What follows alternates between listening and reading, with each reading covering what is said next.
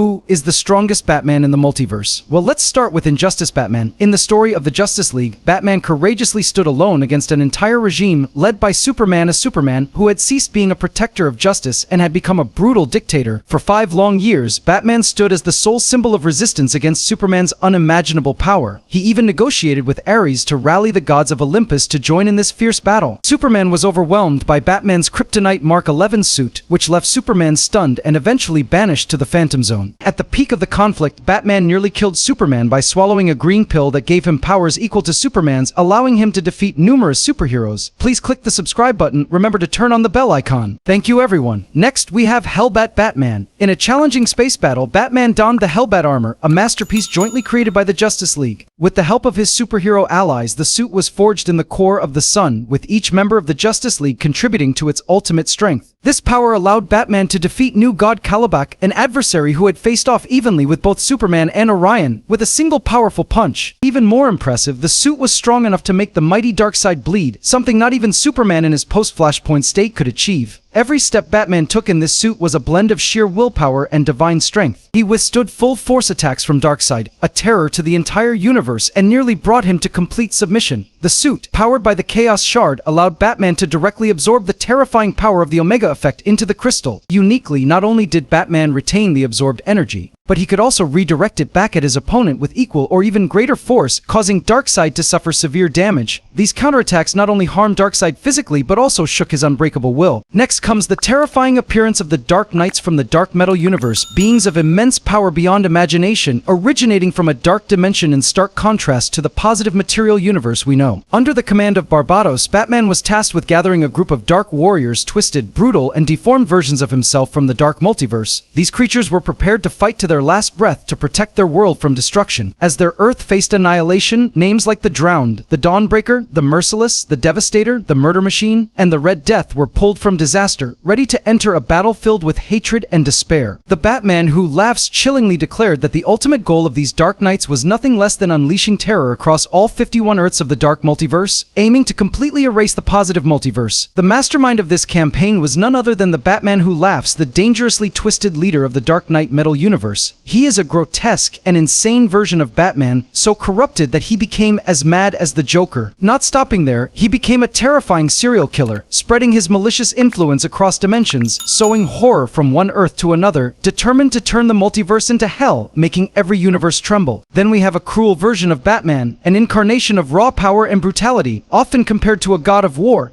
This is arguably one of the most powerful Batman variants in the entire DC universe, a force of unmatched might that even the greatest powers fear. This version of Batman, filled with deadly allure, is immensely strong. When Ares created a helmet that amplified his powers 100-fold, a war of unimaginable horror erupted as an attempt to prevent the dominance of this war god. For 2 relentless years, Batman and Wonder Woman fought side by side, overcoming countless obstacles to confront Ares. In the end, they managed to seize the helmet from him, but at the cost of Diana's life. The loss of his teammate and friend drove Batman to do the unthinkable, as he wore the helmet himself to finish Ares. Though Batman believed he had the willpower to control the helmet's strength, it ultimately corrupted him, leading to Ares' death. But the heartbreaking truth came out: Diana wasn't dead, she had only been stunned by Ares. Batman had paid a heavy price for his emotional mistake. Fearing that Ares' power would destroy Bruce, Diana desperately tried to remove the helmet from him. However, Bruce was too deeply seduced by its power, choosing to kill the woman he loved rather than give up the helmet. Now, with nearly unlimited power and completely devoid of any moral compass, Bruce plunged into a brutal war against the entire world. Initially, he only targeted villains, but soon his ruthlessness escalated and he didn't hesitate to kill his fellow heroes when they tried to pull him out of the darkness. Before long, no one was left capable of stopping Bruce's deadly rage, and the world was consumed by terror and despair. In the end, Batman killed Ares and became the god of war, wiping out all his enemies and waging a one-man war against all the Greek gods, eventually killing them all. And he also created a pocket dimension solely to kill Wonder Woman. Next is the arrival of the Red Death, a version of Batman who possesses the same speed power as the Flash from the Justice League. In his world, Batman was once the great heroic symbol of Gotham City, endlessly battling crime with the help of his loyal Robins. However, the brutality of the city drained Batman's spirit, claiming the lives of all his companions, leaving Bruce feeling powerless because he he wasn't fast enough to stop the crime. Desperate and enraged, Batman turned his attention to his world's Flash, deciding that he could utilize the Speed Force more effectively than its rightful owner, the Speedster. In a brutal hunt, Batman mercilessly defeated all of Flash's sidekicks, stripped them of their weapons, and used them as tools in his relentless battle to seize the speed power for himself. He fought Flash in a bloody and hateful battle along the road. After defeating Barry in a fierce fight, Batman used his Batmobile, merging it with the cosmic treadmill to propel them both into the Speed Force. There, he absorbed not only Flash but also his extraordinary powers. When Batman returned from the Speed Force, he was no longer the hero people knew. Donning a new suit radiating menace and power, Batman became Batman the Red Death. In this form, he transformed into a terrifying entity, hunting down and mercilessly killing members of his own rogues gallery in Gotham. His transformation was not just physical, his soul was consumed by darkness and fury, turning Gotham into a land filled with death. He spread chaos wherever he went with unmatched speed and power, creating a pocket dimension with the help of the other Dark Knights to eliminate Flash. Please subscribe to the channel and press the bell notification. You will see great videos every day. You are the best. Thank you very much. Next we have the Dawnbreaker Batman, a version who wields the power of the Green Lantern, and arguably one of the most powerful Batman variants.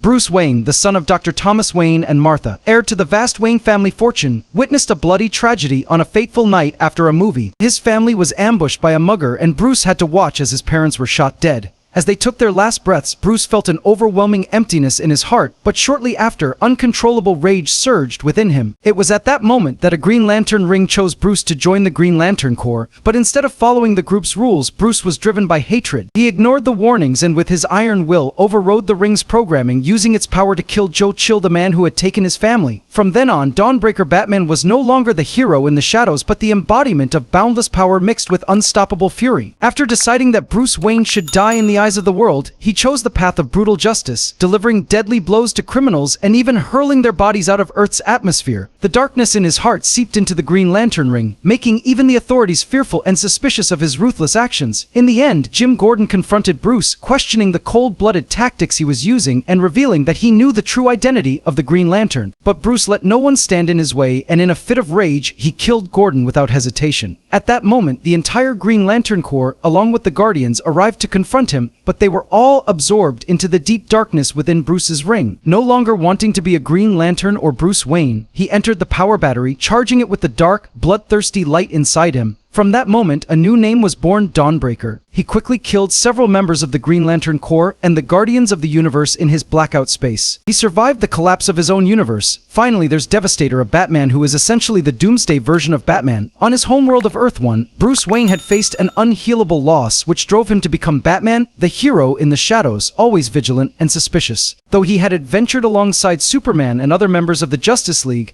participating in dangerous battles to protect Earth, deep down, Bruce always harbored an invisible fear. He could never fully trust Superman, always haunted by the thought that one day Superman could become a deadly threat. Driven by instinctive caution, Bruce began secretly crafting and gathering a stockpile of advanced weaponry, powerful enough to stop Superman if that day ever came. Batman was always ready for any possibility, never letting himself be caught off guard in a world full of risks and betrayal. When Superman went mad, killed his own wife, and embarked on a merciless rampage, Batman decided to confront his former ally head-on, armed with a Kryptonite spear. During the battle, Bruce lost his right arm but still stood firm. Superman, with an air of arrogance, began a long monologue about his superiority and unparalleled strength. However, Bruce, with his sharp wit, revealed the truth: the Kryptonite spear was merely a decoy, a distraction to conceal the real weapon, an altered version of the Doomsday virus, something Bruce had always hoped never to use. This virus not only regenerated Bruce's lost arm but also granted him enough power to kill Superman, who had once been his closest friend. With a heavy heart, Bruce knew that this fight was not just about the survival of the world. Now, with his newfound strength and the pain of loss weighing him down, Batman was not only battling the most powerful superhero but also his own ego and inner darkness. In his brief moment of victory, the Doomsday virus quickly spread, infecting everything around. Devastator, renamed after becoming the Destroyer, he gradually realized it was too late to save his world. In painful helplessness, he could only watch as everything slowly decayed, deteriorated, and sank into hopeless death. With only minutes left before his Earth was completely destroyed, the Batman who laughs appeared, recruiting him into his nightmarish plan. He whispered of another world where Superman had not yet turned into a murderer, where his friends could still be saved. At the same time, he planted hatred in Devastator's heart, showing him just how cruel and dangerous Superman really was, fueling deep resentment within him.